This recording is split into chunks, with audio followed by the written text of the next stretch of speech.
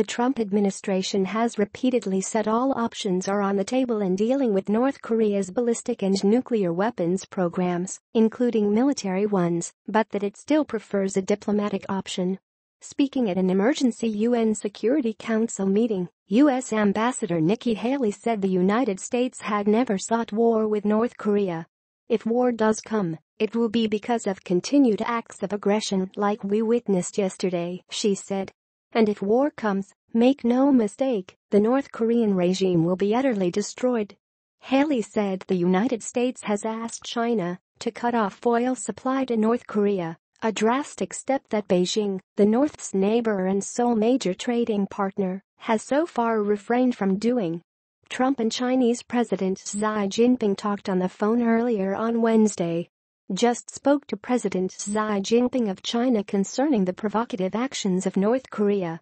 Additional major sanctions will be imposed on North Korea today. This situation will be handled, Trump wrote on Twitter. Previous U.S. administrations have failed to stop North Korea from developing nuclear weapons and a sophisticated missile program. Trump, who has previously said the United States would totally destroy North Korea if necessary to protect itself and its allies from the nuclear threat, has also struggled to contain Pyongyang since he came to office in January, urging China to use its leverage and promising more sanctions against North Korea are two strategies that have borne little fruit so far. In a speech in Missouri about taxes, Trump, who has traded insults with the North in the past, referred to North Korean leader Kim Jong-un with a derisive nickname, Little Rocket Man. He is a sick puppy, Trump said.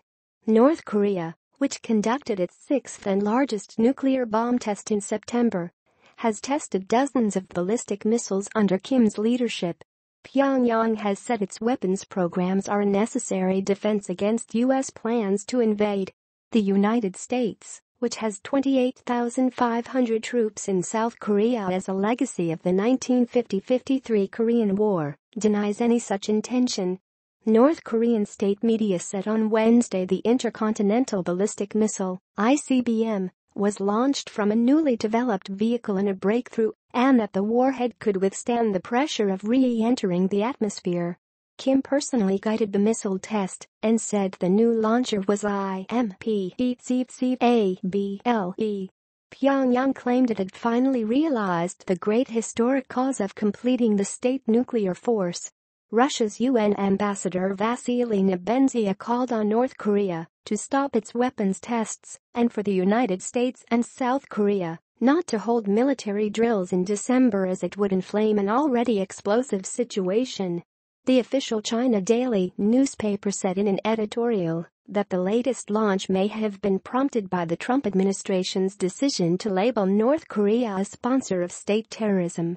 Beijing wants the two belligerents to calm down and is vexed that a golden opportunity to encourage Pyongyang into talks was casually wasted by the Trump administration, the paper said. The clock is ticking down to one of two choices: learning to live with the DPRK having nuclear weapons or triggering a tripwire to the worst-case scenario, it added. North Korea said the new missile soared to an altitude of about 4,475 kilometers, 2,780 miles, more than 10 times the height of the International Space Station, and flew 950 kilometers, 590 miles, during its 53-minute flight. It flew higher and longer than any North Korean missile before, landing in the sea near Japan. Photos released by North Korean state media appeared to show a missile being positioned on the launch site by a mobile vehicle, designed to allow the missile to be fired from a wider number of areas to prevent it being intercepted before launch. Kim is shown laughing and smiling with officials both next to the missile as it is readied and in a control booth. The launch itself shows the missile lifting off amid smoke and fire, with Kim watching from a field in the distance. U.S. intelligence analysts have concluded from satellite and other data that the test missile was fired from a fixed position, not a mobile launcher, 3 U.S. officials said.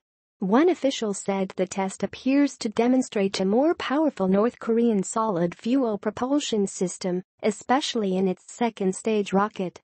The photos also revealed a larger diameter missile, which could allow it to carry a larger warhead and use a more powerful engine, said David Wright of the Union of Concerned Scientists, a U.S.-based nonprofit science advocacy group.